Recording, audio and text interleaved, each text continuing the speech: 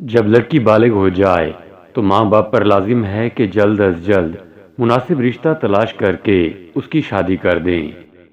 رشتے کی تلاش میں خاص طور سے اس بات کا دھیان رکھنا بے حد ضروری ہے کہ ہرگز کسی بد مذہب کے ساتھ رشتہ نہ ہونے پائے،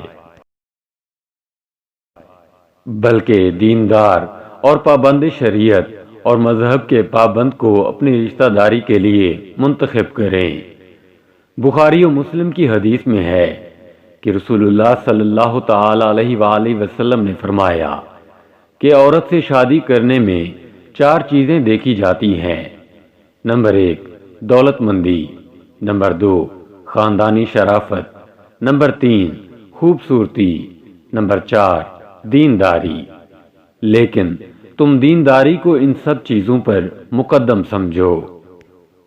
اولاد کی تمنا اور اپنی ذات کو بدکاری سے بچانے کی نیت کے لیے نکاح کرنا سنت ہے اور بہت بڑے اجر و ثواب کا کام ہے۔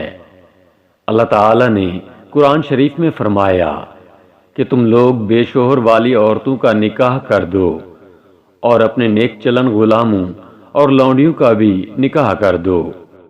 حدیث شریف میں ہے کہ تورات شریف میں لکھا ہے کہ جس شخص کی لڑکی 12 برس کی عمر کو پہنچ گئی اور اس نے اس لڑکی کا نکاح نہیں کیا اور وہ لڑکی بدکاری کے گناہ میں پڑ گئی تو اس کا گناہ لڑکی والے کے سر پر بھی ہوگا۔ دوسری حدیث میں ہے کہ حضور صلی اللہ تعالی علیہ وآلہ وسلم نے فرمایا کہ اللہ تعالی نے 3 شخصوں کی امداد اپنے ذمہ کرم پر لی ہے۔ نمبر 1 وہ غلام جو اپنے آقا سے آزاد ہونے کے لیے کسی قدر رقم ادا کرنے کا عہد کرے اور اپنے عہد کو پورا کرنے کی نیت رکھتا ہو۔ نمبر 2 خدا کی راہ میں جہاد کرنے والا۔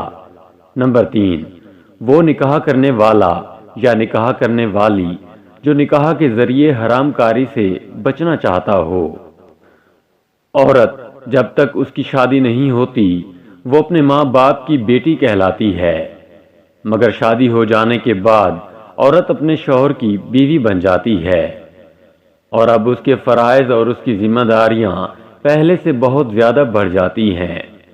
وہ تمام حقوق و فرائض جو بالغ ہونے کے بعد عورت پر لازم ہو گئے تھے، اب ان کے علاوہ شوہر کے حقوق کا بھی بہت بڑا بوجھ عورت کے سر پر آ جاتا ہے، جس کا ادا کرنا ہر عورت کے لیے بہت ہی بڑا فریضہ ہے۔